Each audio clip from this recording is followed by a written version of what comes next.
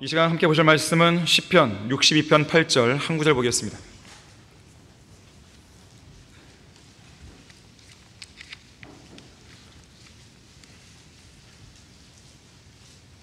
시편 62편 8절입니다. 어느 때나 그를 신뢰하라. 너희 백성들아, 너희 마음을 그분 앞에 쏟아놓으라. 하나님은 우리를 위한 피난처시로다. 셀라. 자, 말씀을 위해 다 같이 기도하시겠습니다. 위대하신 주 하나님 아버지, 전능하신 능력으로 저희들의 생을 주관해 주시고 생명의 호흡을 주관해 주시며 이 예배를 주관해 주시고 우리가 하나님께 밀착할 수 있는 소중한 말씀들 또한 우리 안에 심어주기 위해서 모든 예배 분위기를 주관해 주셔서 감사드립니다. 주님께서는 위대하신 분이십니다. 전능하신 분이십니다. 주님께는 불가능한 것이 없습니다. 주님께서는 우리에게 소중한 사역들을 맡겨주셨고 이 사역을 수행하라고 지혜도 주시고 힘도 주시고 물질도 채워주시고 은사도 주시고 동역자들도 붙여주고 계십니다. 무엇보다도 주님 안에서 신실하게 기도하는 성도를 위해서 감사드립니다. 신실하게 구령하는 지체들을 위해서도 감사드립니다.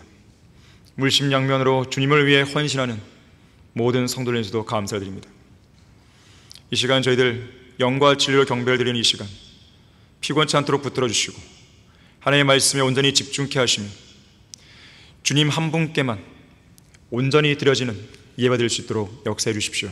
마귀가 어떠한 형태든지 우리의 마음과 생각을 혼란스럽게 하거나 말씀을 듣는 데 있어서 어려움을 당하게 하거나 또 마음을 복잡하게 만들지 않도록 주님께서 철저하게 우리를 지켜주시기 원합니다. 주 예수 그리스도 이름으로 기도했습니다. 아멘.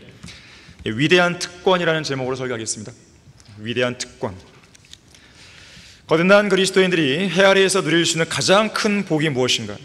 가장 위대한 특권이 무엇인가? 바로 본문에 나와 있는 것입니다.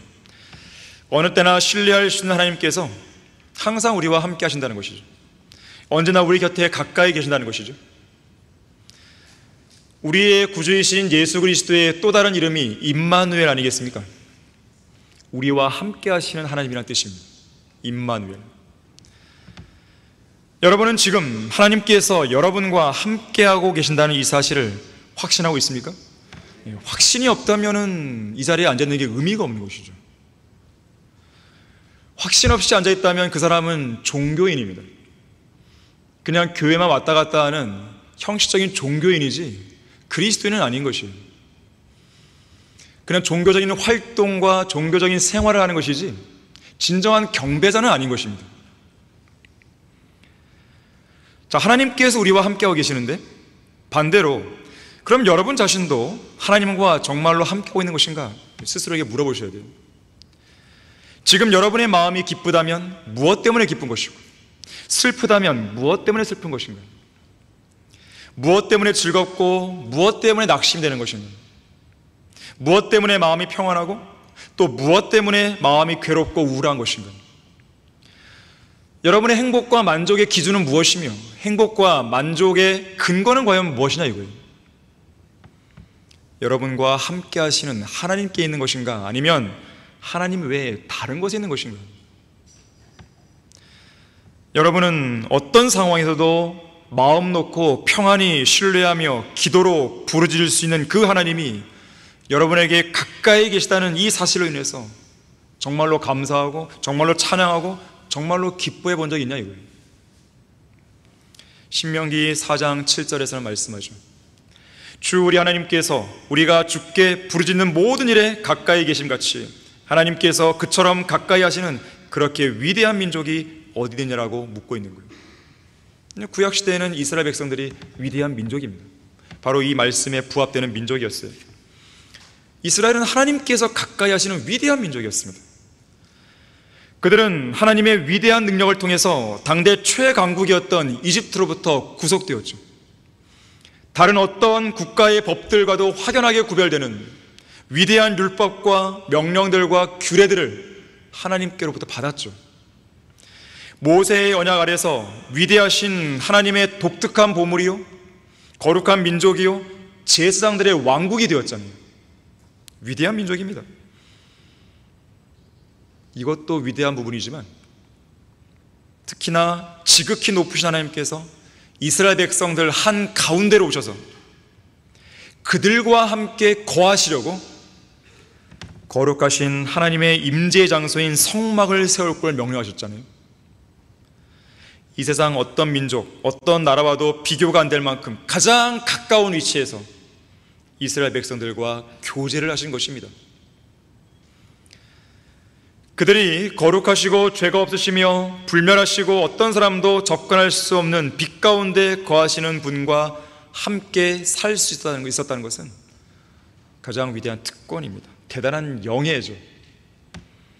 영원한 존귀와 능력을 지니신 하나님과 성막을 통해서 함께 교제하고 성막을 통해서 하나님과 함께하고 있다는 것, 어떤 다른 나라도 누릴 수 없는 그야말로 특권이었습니다. 그래서 시편 144편 15절에서는 말씀합니다. 정녕 주께서 자기들의 하나님이신 백성은 행복하다 그랬어요. 이것이 행복의 근원이죠. 주님은 우리의 하나님 아니에요? 나의 하나님 아니십니까? 행복한 것이에요. 행복의 기준이 바로 여기에 있어야 됩니다. 자, 그래서 율법 시대의 이스라엘 백성보다 더 행복한 백성이 바로 교회 시대의 그리스도인들이에요. 베드로전서 2장 9절은 우리의 정체성에 대해서 이렇게 말씀합니다. 선택받은 세대요, 왕같은 제사장이며 거룩한 민족이요, 독특한 백성으로 부르시죠. 특히나 점도 없고 흠도 없으신 예수 그리스도, 거룩하신 아들 하나님께서 거룩한 성령을 통해서 우리 마음속에 들어와서 우리 몸을 성전 삼아 주셨잖아요. 이스라엘 백성들의 경우에는 어떤 건물, 어떤 장막, 거기에 거하시면서 이스라엘 백성들과 함께 했다면 그때보다 더 가까운 위치에서 우리 몸 자체를 성막으로 삼으셔서 우리 안에 거하시잖아요. 대단한 특권입니다. 특히 우리에게는 구약의 율법뿐만 아니라 율법을 포함한 66권의 성경이 있는 것이죠. 그것도 없음이란 구절이 없고 모든 단어가 의도적으로 변개되지 않고 올바르게 보존되어 있는 성경이 우리 손에 주어져 있는 것이죠.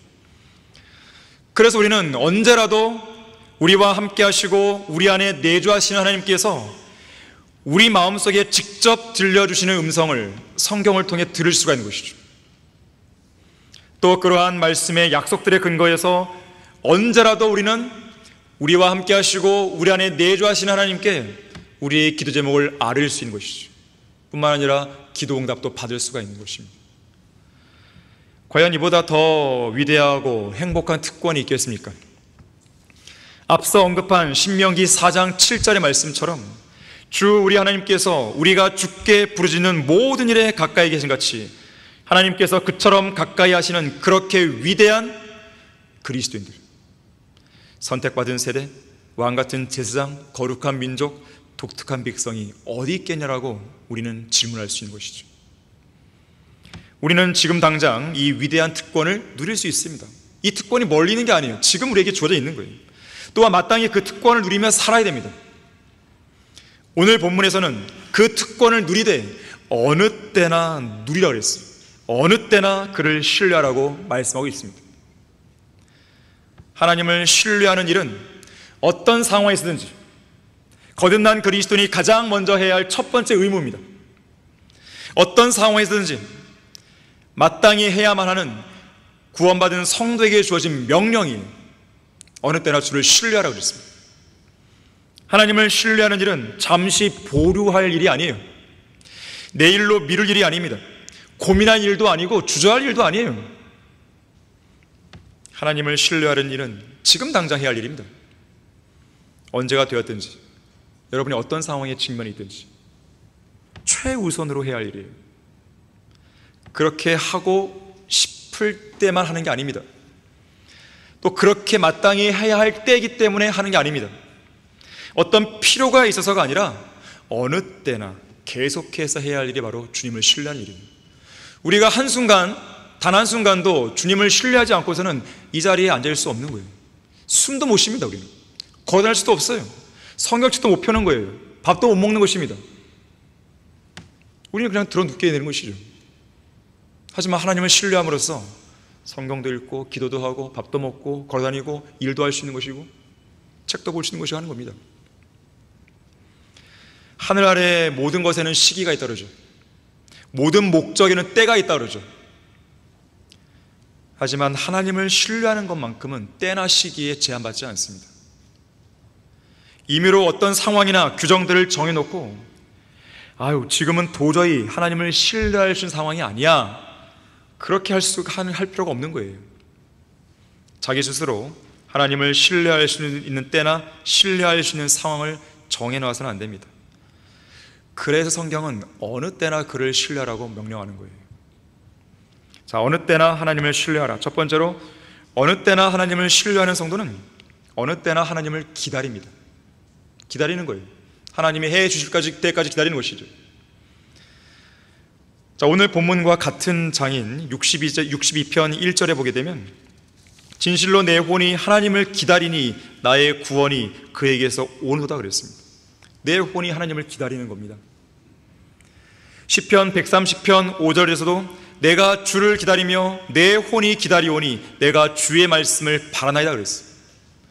우리는 성경을 펼쳐 읽을 때도, 지금 성경 말씀을 듣고 있는 이 순간에도 여러분은 하나님의 말씀을 바라며 기다리는 거예요. 나에게 강력한 도전이 되고 위로가 되는 말씀을 기다리는 것이죠. 내가 억지로 받기 위해서 노력하는 것이 아니라 내가 성경을 펼치고 열린 마음으로 기다리는 거예요. 나에게 말씀하시는 모든 것은 진리라고 믿으며 기다리는 것이죠. 나에게 주시는 책망은 옳다고 생각하면서 기다리는 것이에요. 어떤 책망도 제가 달게 받겠습니다. 저는 마음과 생각이 바뀌길 원합니다. 주님께서 원하시는 사랑으로 변모되길 원합니다. 저에게 말씀을 주십시오. 우리는 기다리는 것입니다. 특히 구원이라고 하는 것은 하나님께로부터 오는 거예요. 믿음으로 말미암아 은혜로 받게 되는 혼의 구원이 그런 것이고, 장차 주님께서 하늘로부터 오실 때 우리가 받게 될 몸의 구속도 그렇죠. 구원은 하나님께서 주시는 거예요. 이스라엘의 민족적인 회복, 민족적인 구원도 하나님께로부터 오는 것이죠. 그뿐 아니라 우리의 매일매일의 삶 속에서 우리가 경험하는 고난과 시험과 시련 속에서 필요한 구원의 손길 역시나 하나님께로부터 오는 것입니다. 모든 구원은 하나님이 주시는 것이에요. 이런 사실을 확고하게 믿는 사람은 어떤 때든지 어떤 상황에서든지 하나님의 인도하심을 차분히 기다립니다. 조급하지 않아요. 당황해하지 않습니다. 기다리는 것이에요. 하나님의 그 완벽한 손길과 완벽한 구원을 기다리며 또 기다리는 것이죠. 자신의 어떤 노력으로 일을 그르치지 않습니다. 그러나 현대인들은 어떻습니까? 천천히 하는 것보다는 빠르게, 더 빠르게, 가장 빠르게, 이런 속도에 익숙해 있어요. 미국의 작가 엘빈 토플러가 말하기를, 이제 지구촌은 강자와 약자 대신에 빠른 자와 느린 자로 구분될 것이다 그랬어요. 빠른 자는 승리하고 느린 자는 패배한다. 과거에는 강자가 승리하는 거죠. 힘 있는 자가 승리하는 것이죠. 하지만 이제는 빠른 자가 승리하는 거예요. 속도 전쟁이 벌어지는 것이죠. 남들보다 성공하기 위해서는 남들보다 더 빨라져야 됩니다. 남들보다 더 빨리 일어나야 되는 것이죠. 초고속 승진, 인스턴트 음식, 즉석 사진, 즉석 복권, 이런 것들이 유행하는 이유는 바로 속도를 추구하는 이 세상 풍조 때문에 그런 거예요. 사탕을 먹을 때 여러분 차분하게 사탕 다 녹을 때에서 빨아먹습니까? 몇 번 안 빨았는데 바로 깨물어 먹죠. 셀프 주유소 가보세요. 자동차에 기름 다 채우고 카드 결제를 하고 나면 익숙한 멘트가 흘러나옵니다. 지금 영수증을 출력 중이오니 잡아당기지 마세요. 잡아당기지 마세요. 계속 나와요. 계속. 얼마나 사람들이 급박 잡아당겼으면, 또 그래서 얼마나 기가 빨리 망가졌으면 그런 말이 나올까요? 기다리지 못해요. 기다리지 못하는 것이 인간의 연약한 본성 중 하나입니다. 특히나 당황스럽고 매우 다급한 상황에 직면하면 금방 조급해지죠. 말도 빨라지고 땀이 삐질삐질 나고 초조해집니다. 자, 그런데 기다리지 못하는 조급함은 우리의 인생을 망칠 수 있어요. 심지어 대참사를 불러올 수도 있다는 것을 기억하셔야 됩니다. 아프리카에는 누라고 하는 이 속가에 속하는 짐승이 있어요. 동물이 서식하고 있습니다. 이 누라고 하는 이 동물들은, 이 짐승들은 이제 큰 무리를 이루어 사는데 성미가 상당히 급하다 그래요. 그래서 실제로 사자가 나타나지 않은데도 불구하고 이 바람결에 이 곁에 있는 덤불이 조금만 흔들려도요, 사자가 있나 보다, 이 생각 속에 한 마리가 막 뛰기 시작합니다. 그럼 다 뛰어요. 막 우르르 뛰어요. 왜 뛰는지 모르고 막 뛰어요. 그러다가 뛰다가 지치면 헐떡거리면서 쉬죠. 바로 그때 사자가 오는 거예요. 대참사가 벌어져요. 대참사. 이렇듯 모든 지식과 힘의 원천이신 하나님의 인도하심을 기다리기보다 조급하게 자기 힘으로 무언가를 해보려다가 이를 그르치고 죄를 짓고 멸망하는 것이 인간의 연약한 본성입니다. 그래서 우리는 성경에서 인내로 기다리지 못하여 낭패를 본 사람들을 종종 보는 것이죠. 대표적인 사람이 사울 왕이죠. 사울 왕. 사울은 왕이 된 지 2년쯤 되었을 때 필리스티안들과의 일전을 치르기 위해 백성들을 길갈에 모으게 됩니다. 길갈에서 얼마 떨어지지 않은 지점에 믹마스라는 곳이 있는데, 이 믹마스에는 필리스티안들의 군대가 진을 치고 있었어요. 당시 그들의 군대 규모를 보니까 3만의 병거, 6천의 기병, 그리고 해변의 모래만큼 많은 수의 군대가 모였었습니다. 백성들이 당황했겠죠. 결국 하나님을 온전히 신뢰하지 못한 채 불안해하며 떱니다. 이러한 전쟁 상황을 바라보고 있던 사울왕 역시나 마음이 더욱더 초조해지고 다급해지죠. 더군다나 기다리고 기다리던 사무엘이 안 오는 거예요. 사무엘상 13장 8절에 의하면 정기적으로 드리는 희생제를 위해서 제사장이자 선지자인 사무엘이 정해준 때가 있었습니다. 그 때를 따라 7일을 기다렸지만 사무엘은 오지 않았어요. 더욱더 애가 탔겠죠. 마음이 조급해졌겠죠. 빨리 하나님께 제사를 드린 다음에 싸우러 나가야 되는데 사무엘은 언제 오는 것인가?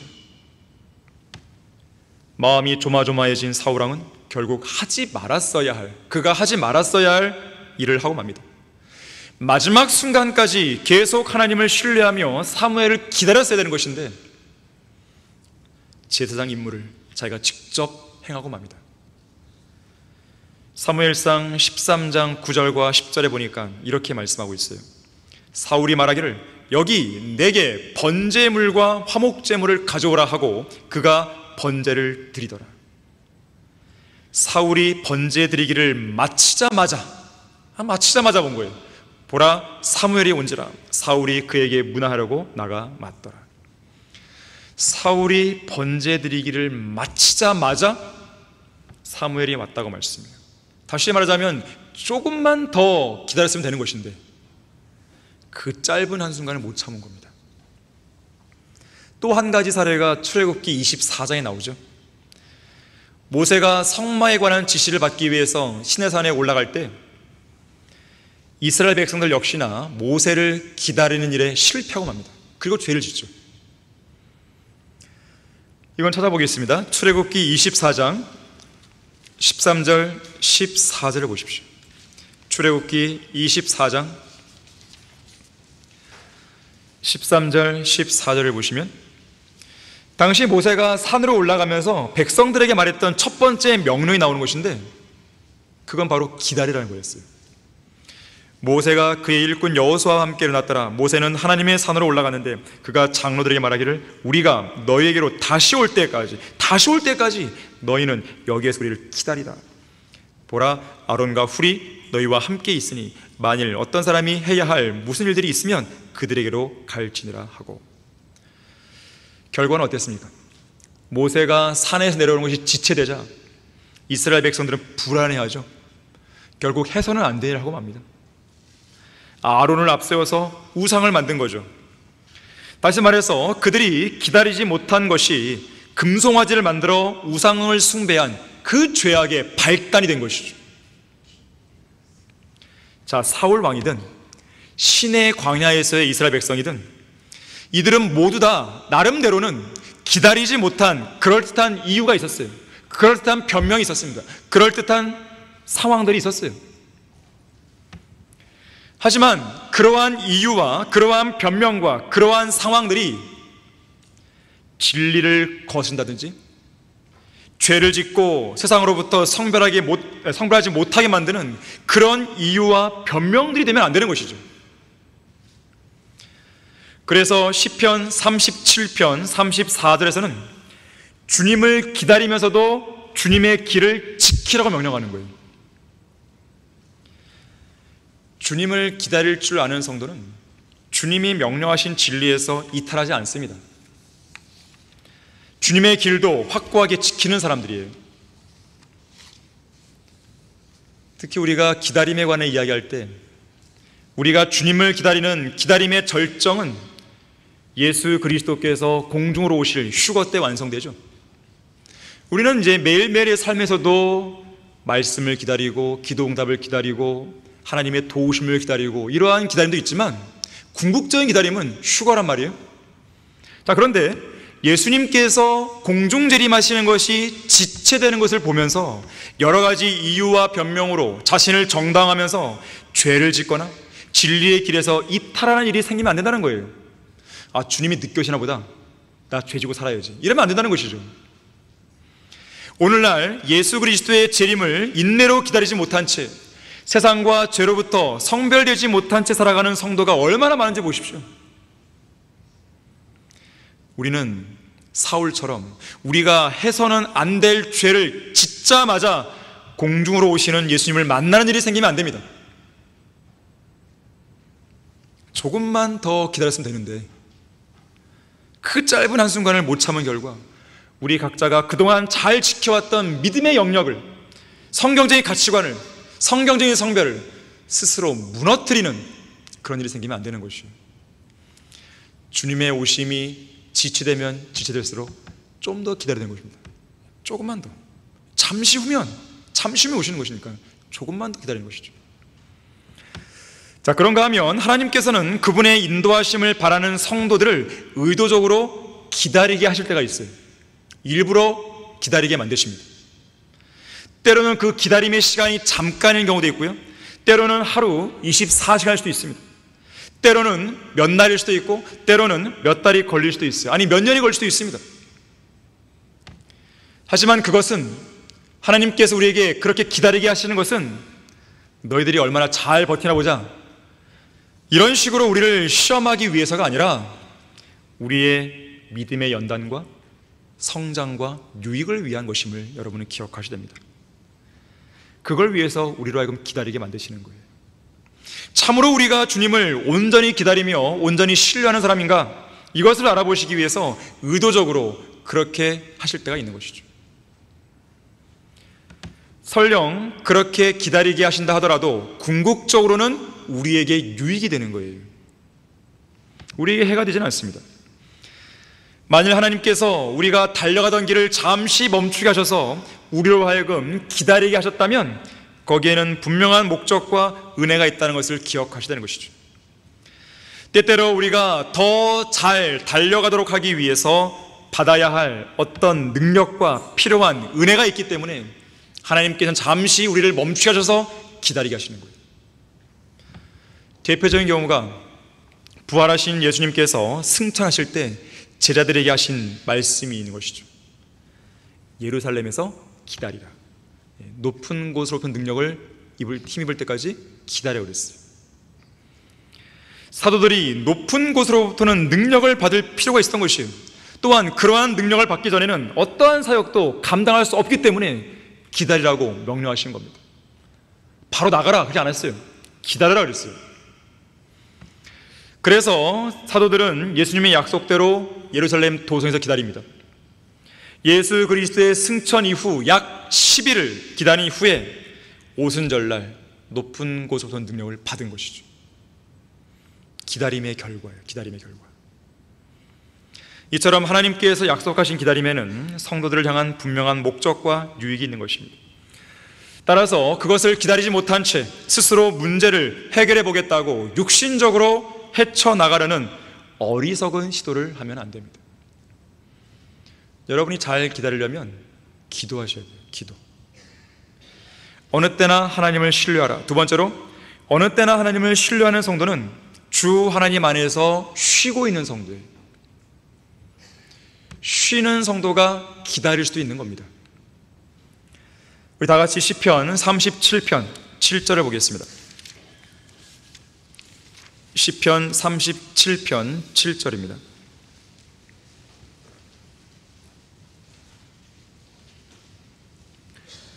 주 안에서 쉬고 인내하며 그를 기다리라.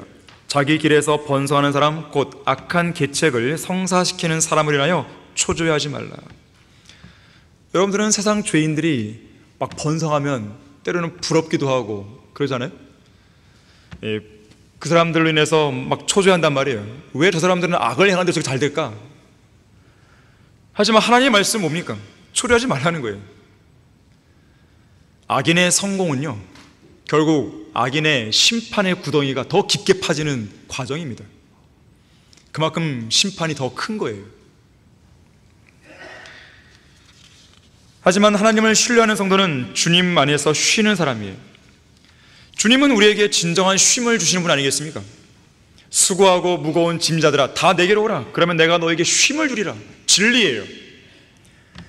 자, 이 자리에 여전히 참된 쉼과 안식을 누리지 못한 성도가 있다면 그 성도는 아직도 자신의 무거운 짐을 주님 앞에 내려놓지 않은 사람이죠. 우리가 주님 안에서 쉴 수 있는 이유는 무엇입니까? 예수님은 흔들리지 않는 반석이기 때문에 그렇습니다. 절대로 무너지지 않는 굳건한 요새죠. 결코 사라지지 않는 구원이십니다. 이러한 굳건한 반석과 요새는 주변에 종종 목격되는 기울어진 담장과는 다른 거예요. 흔들리는 울타리와 본질적으로 다릅니다. 굳건한 반석과 요새는 헛것보다 가벼운 존재들과는 확연히 다른 것이죠. 주님은 흔들리지 않으십니다. 온 우주와 세상은 흔들릴 수 있어도 주님은 흔들리지 않는 반석이에요.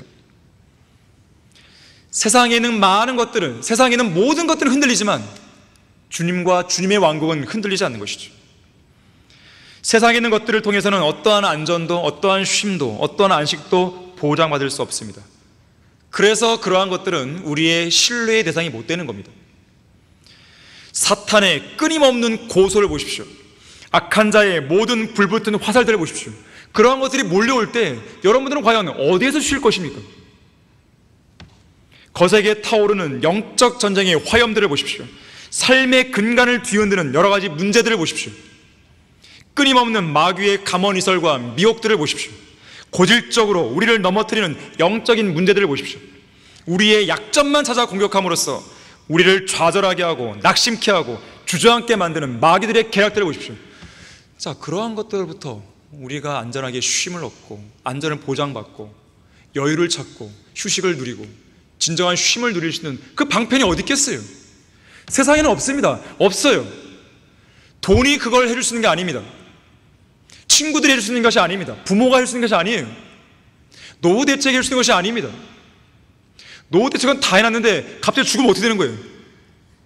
노후 대책이 생명을 담보해 줍니까? 보험을 많이 들어놓으면 안전한 거예요? 앞으로 AI가 잘 도와줄까요? 그러한 거센 소용돌이 속에서 우리가 안전하고 쉼을 얻을 수 있는 반석, 구원, 요새는 주님이십니다. 그런가 하면 때때로 우리 마음속에서요, 우리의 마음과 쉼을 깨트리는 꼬리에 꼬리를 물고 일어나는 의심과 불신의 질문들이 있습니다. 지금으로부터 6,000년 전 마귀는 그런 식의 질문 하나로 이브의 마음에다가 하나님을 향한 불신과 의심을 심어놨죠.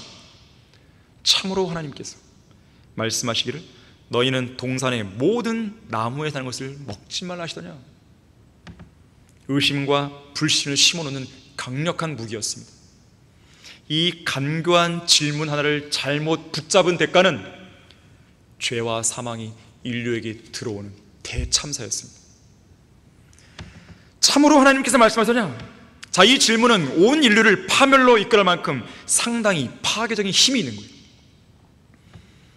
인류 역사 6,000년이 지난 지금까지도 이러한 질문은 계속해서 이어지고 있습니다. 주님을 향한 의심과 불신의 씨앗이 수많은 죄인들의 마음속에 계속 심기고 있고 결국 그들을 지옥으로 밀어넣고 있는 것이죠. 거짓말하실 수 없는 하나님의 약속이 진리의 말씀 안에 확고하게 서 있지만 사탄은 계속해서 그러한 약속들을 의심하게 만드는 것이죠.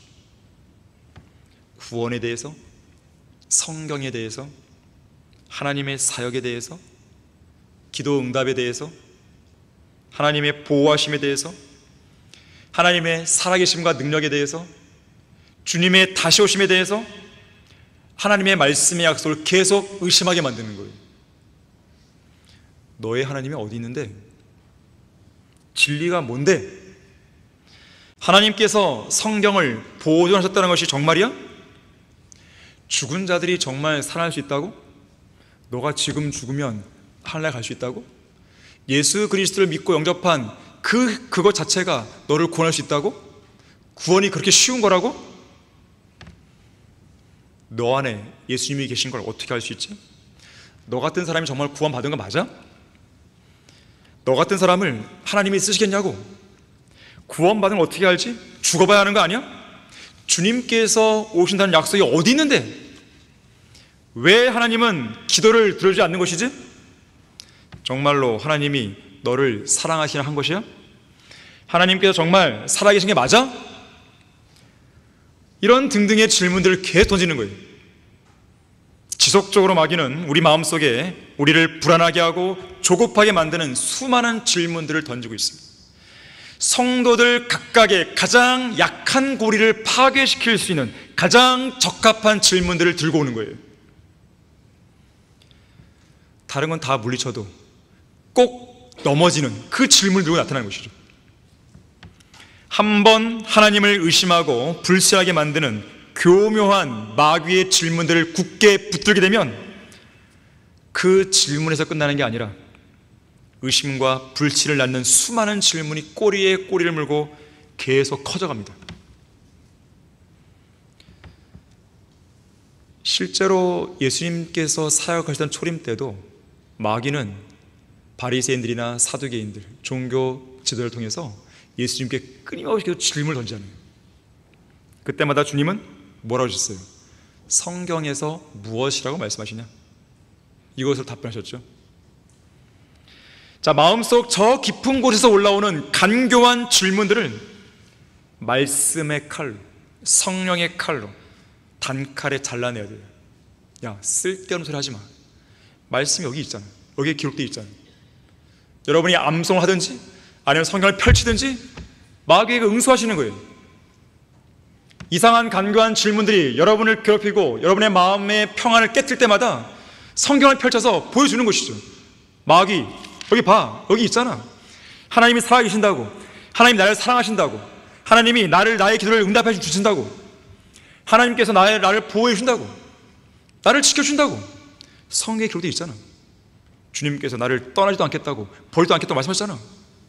응수하시는 거예요. 가만히 있으면 안 되는 겁니다. 마귀의 공격에 수세적으로 대응하는 순간 그건 마귀의 밥이 되어버리는 것입니다.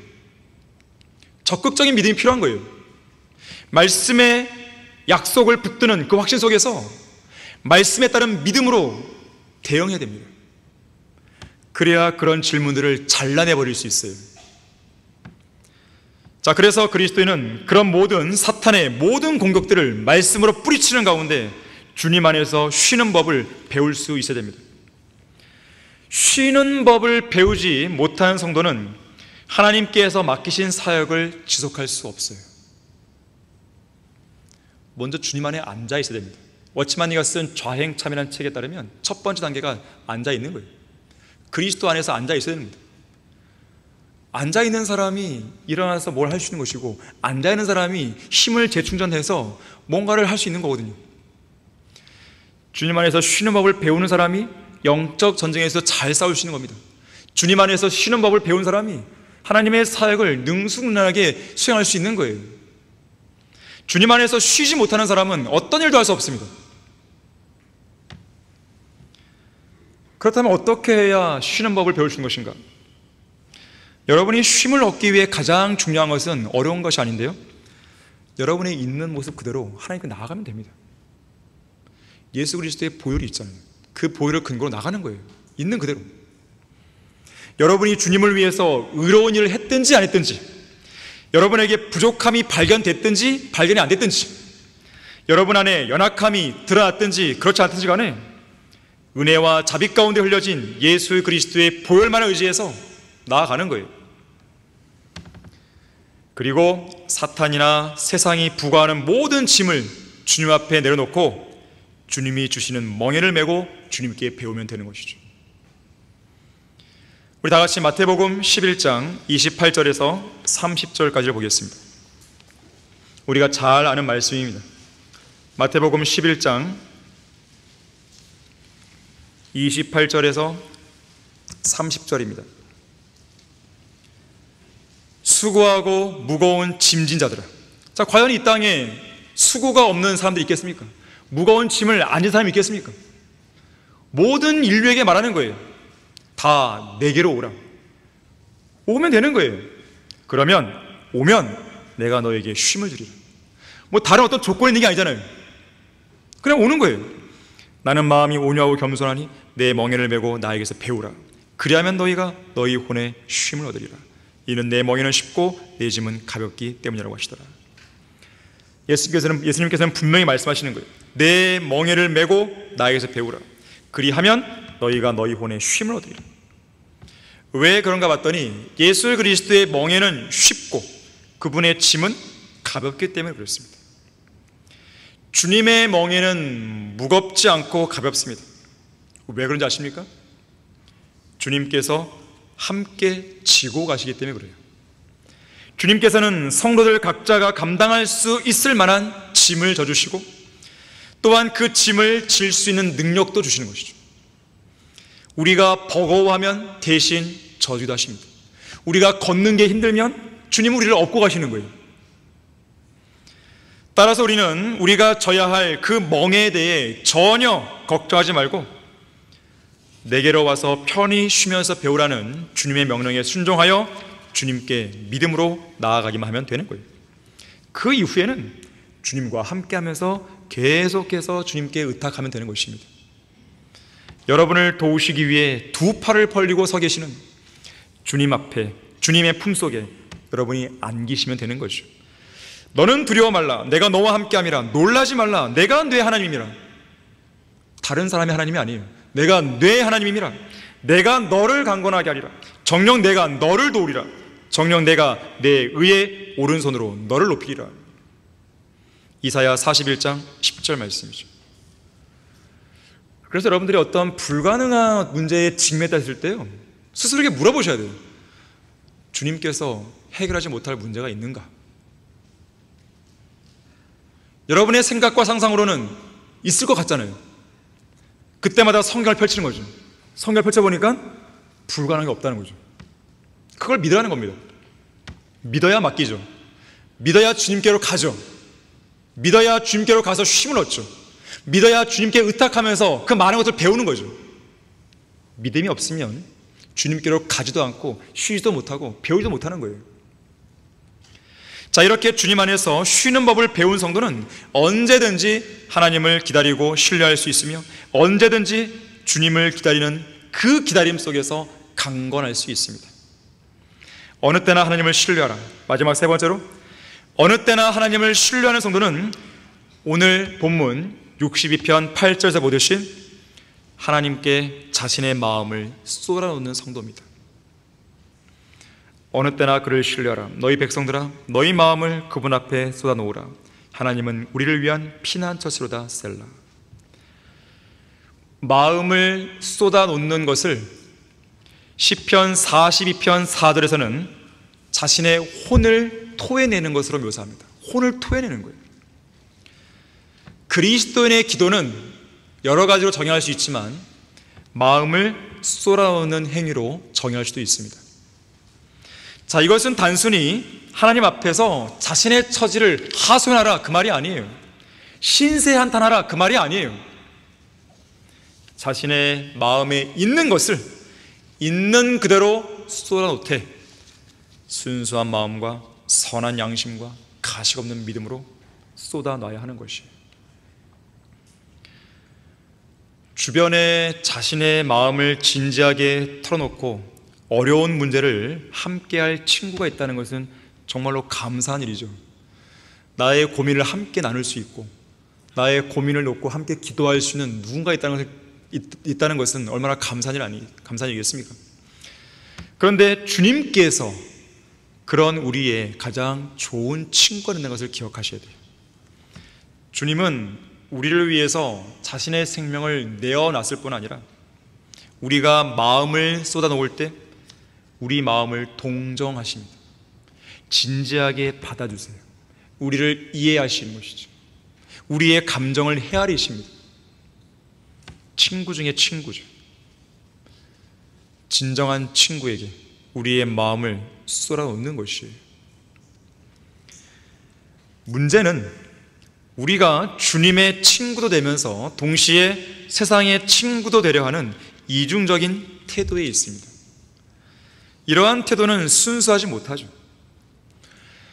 우리가 세상의 친구가 되려 할 때 우리가 주님 앞에 쏟아놓은 우리의 마음은 공중으로 다 흩어져 버리는 거예요. 주님께 상달이 안 되는 것입니다. 왜냐하면 세상의 친구가 되고자 하는 사람은 하나님의 원수가 되기 때문에 그렇습니다. 또한 우리가 어느 때나 하나님을 신뢰하지 않고 사람을 신뢰했을 때라든지 혹은 견고한 요새들을 무너뜨리는 하나님의 능력을 우리의 무기로 삼는 것이 아니라 우리의 육신을 무기로 삼았을 때라든지 또는 우리의 마음이 주로부터 떠나버렸을 때 역시 주님 앞에 쏟아놓은 우리의 마음은 산산이 공중으로 부서지게 됩니다. 고해의 바다에 홀로 내던져지는 것이죠. 결국 우리는 온갖 근심과 걱정과 염려를 한아름 떠안은 채 또 좌절하고 마는 거예요. 자, 하나님은 우리의 마음을 온전히 의탁할 수 있는 친구요, 우리의 마음을 완전한 화평 속에서 지켜주실 친구임을 잊으면 안 됩니다. 호레이셔스 보나르는 이렇게 말했어요. 주님께서는 우리들의 모든 고난 속에서 고난을 겪으신다. 주님은 우리의 슬픔을 알고 계신 것이다. 그분 자신이 그 슬픔을 모두 겪어보셨기 때문이다. 주님은 우리의 연약함뿐 아니라 우리의 슬픔도 깊이 느끼고 계신다. 주님께서는 그의 모든 영광 가운데 계시면서도 우리들의 무거운 짐과 고난들이 어떠한 것일지라도 다 알고 계시고 우리와 동행하시며 우리의 친구가 되어주고 계신다. 자, 그렇다면 우리가 어느 때든지 우리 마음을 하나님께 쏟아 놓을 수 있는 이유는 무엇일까요? 하나님은 신실한 분이기 때문에 그렇습니다. 비록 우리 자신은 신실하지 못해도 주님은 신실하신 분이시죠. 심지어 우리가 믿지 않는 순간일지라도 주님은 신실하셔서 자신을 부인할 수 없는 분이십니다. 자, 그러나 어느 때나 우리가 신뢰할 수 있다고 해서 어느 때나 우리가 원하는 대로 모든 것이 다 이루어진 것은 아니에요. 문제는 내가 얼마나 신실하신 하나님과 친밀한 교제 가운데 있느냐는 것이고 또 하나님께는 더 좋은 목적과 길이 있다는 것입니다. 어느 때든지 우리가 하나님을 신뢰하면 하나님은 우리를 최상의 길로 인도하시는 거예요. 심지어 그 길을 아주 구체적으로 자상하게 알려주십니다. 내 마음을 다하여 주를 신뢰하고 내 자신의 명철을 의지하지 말라. 내 모든 길들에서 그를 인정하라. 그리하면 그가 내 길들을 지도하시리라. 잠언 3장 5절 6절이죠. 자, 그래서 우리가 해야 할 유일한 것은 뭐냐면 모든 길에서 주님을 인정하는 거예요. 자, 모든 길에서 주님을 인정한다. 이것은 시편 60편 8절에 어느 때나 그분을 신뢰하라는 이 말씀과 똑같은 거예요. 모든 길에서 그를 인정한다는 것이죠. 어느 때나 주님을 신뢰하면 모든 길에서 주님을 인정할 수밖에 없는 것입니다. 자, 그래서 이제부터는 우리 자신이 원하고 바라는 길이 최상의 길일 것이라는 그런 착각을 여러분의 마음속에서 완전히 버리셔야 돼요. 얼마나 많은 성도들이 자신이 생각하는 최상의 길을 붙든 채 하나님의 복을 받지 못하고 있는지 여러분은 주목하셔야 됩니다.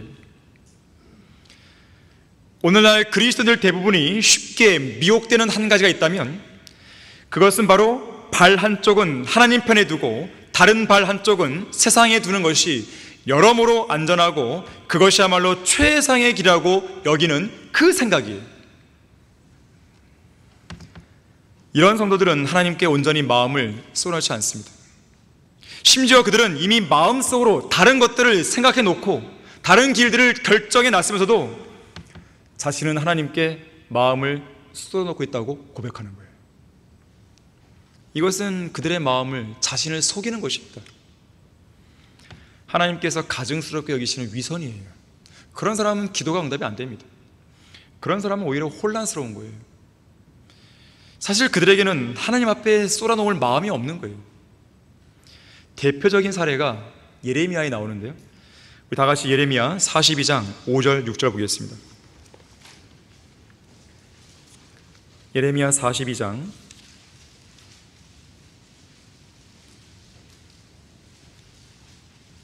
5절 6절 보시면, 지금 상황이 어떤 상황이냐면요, 남왕국 유다가 바벨론 포로로 잡혀갔을 그 당시에 이스라엘의 남은 자들이 이스라엘 땅에 있었거든요. 이 남은 자들이 선지자 예레미야를 찾아옵니다. 사실 하나님께서는 이 이스라엘 남은 자들이 그 약속의 땅에 그대로 머물러 있기를 원하셨거든요. 그런데 그 당시에 백성들은 바빌론인들이 두려워서 이 땅에 머물지 않고 이집트로 내려갈 마음을 갖게 됩니다. 이미 마음으로 정해놓은 상태예요.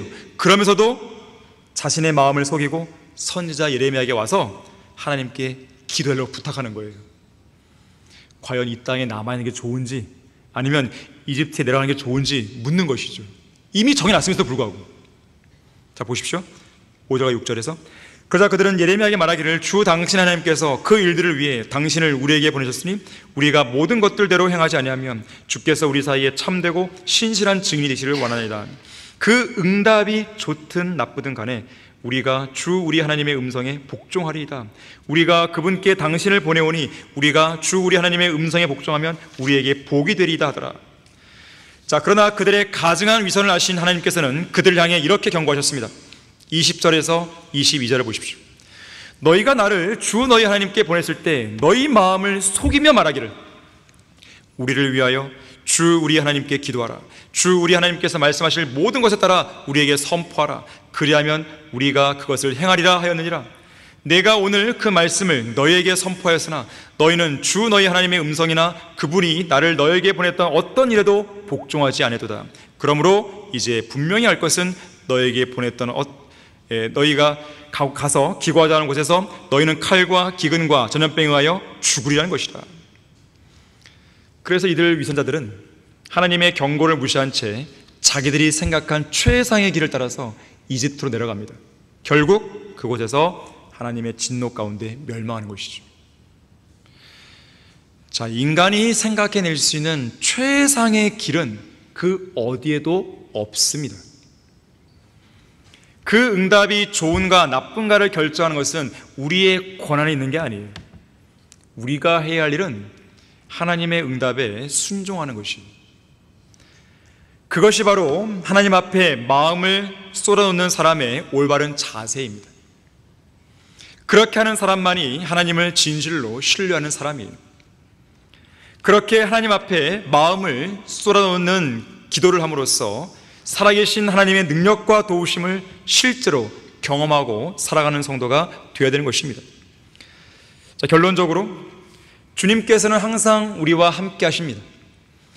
주님이야말로 우리에게는 가장 절친하시고 가장 우리를 사랑해 주시는 친구이며 우리가 마음 놓고 밀착할 수 있는 분이에요. 이 세상에서 우리가 온전히 신뢰할 수 있는 동료이자 변함없는 친구이며 가장 믿음직한 우리의 조언자이고 생사고락을 함께하는 반려자가 되시는 것이죠. 그분은 바로 우리 몸 안에 내주하고 계십니다. 그리스도인으로서의 정체성을 잃지 말고 하나님께 모든 것을 드리는 헌신된 삶 속에서 기쁨으로 그분과 동행하는 순례자의 길을 걸어가야 되는 것이에요. 그것이 하나님을 신뢰하는 사람의 올바른 모습입니다. 주님과 동행하는 것은 그야말로 위대한 일이에요. 위대한 특권입니다. 하나님께서는 그러한 특권을 거듭난 성도에게 주신 것이에요. 고린도전서 1장 9절에서는 신실하신 주님께서 우리 모두를 주의 교제 안으로 불렀다 그랬어요. 하나님께서는 우리가 이 교제 안에서 하나님과 동행하는 가운데 풍성한 삶을 누리길 원하십니다. 하나님과 동행한다는 것은 하나님께 밀착하는 것이죠. 하나님과 친밀한 교제를 나누는 것이죠. 성경을 통해 주님의 음성을 듣고 기도를 통해 주님께 말씀을 드리는 것이죠. 이것은 또한 하나님을 온전히 섬기는 것이고 죄와 세상으로부터 성별하는 것입니다. 이것은 또한 주님 안에서 쉬는 것이며 하늘나라에 이를 때까지 순례자요 나그네로서의 삶을 살아가는 것을 말하는 것이에요. 무엇보다도 하나님과 동행한다는 것은 하나님을 신뢰하는 위대한 특권을 누리는 것입니다. 우리 모두는 어느 때든지 주님과 동행하며 주님을 신뢰하는 위대한 특권을 누릴 수 있어야 돼요. 언제까지 누려야 되는 것인가? 주님께서 우리를 데려갈 때까지인 것이죠. 그때까지 우리는 하나님과 동행하면서 주님만을 신뢰하다가 에녹처럼 휴가 될 수 있어야 되는 것이에요. 기도하겠습니다. 고마우신 아버지 하나님, 진리의 말씀은 살아있기에 우리의 마음과 생각을 바꾸고 우리를 변화시킵니다. 살아있는 말씀은 우리를 움직이게 합니다. 그래서 살아있는 말씀은 우리로 하여금 하나님을 더욱더 신뢰하게 만들어주는 것입니다. 하나님을 신뢰하는 것만이 이 땅에서 안전하게 거할 수 있는 유일한 방책입니다. 우리 모든 성도들이 세상의 어떤 눈에 보이는 다른 어떤 것들을 신뢰하는 것이 아니라 우리 안에 거하시고 우리 안에 영원히 내주하시는 주 예수 그리스도, 우리의 구주요 창조주요 구속주요 심판자이신 예수 그리스도를 온전히 신뢰하며 살 수 있도록 도와주십시오. 주 예수 그리스도 이름으로 기도했습니다. 아멘.